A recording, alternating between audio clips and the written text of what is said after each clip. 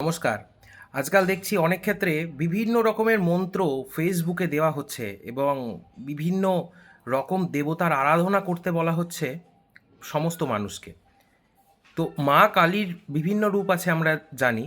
তো সেই সব রূপকে কিন্তু যখন তখন মানে ঘরে বসে আরাধনা শুরু করে দিলাম তা করলে হয় না। এমন কিছু মন্ত্র আমি দেখতে পাচ্ছি ফেসবুকে যে মন্ত্রগুলোকে কোনোদিনও একটা সাংসারিক মানুষের মানে উচ্চারণ করে পড়াই উচিত নয়। আবার উল্টো দিকে এই মন্ত্রগুলো যারা দেখছে ফেসবুকে তারা খাটে বিছানায় ঘরে যেখানে সেখানে বসে যে কোনো জামা প্যান্ট পরেই মন্ত্রগুলো উচ্চারণ করতে শুরু করে দেয়, ভাবে আমাদের আর্থিক উন্নতি হবে, আমাদের জীবনে এটা আসবে ওটা আসবে, ভালো থাকবো, আমরা প্রচুর টাকা কামাবো, অর্থ ইনকাম হবে, মা আশীর্বাদ করো, তোমার মন্ত্র পড়ছে, এইভাবে তারাও পাঠ করে। তো এটা যে কত বড় বিপদ আপনারা ডেকে আনছেন আপনাদের আপনাদের কোনো আইডিয়াও নেই।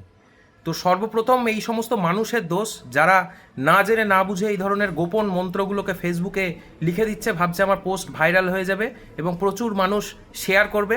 প্রথম দোষ তো তাদের। আর দ্বিতীয় হচ্ছে যারা অজান্তেই এইগুলোকে পড়তে শুরু করে দিচ্ছে না জেনে না বুঝেই।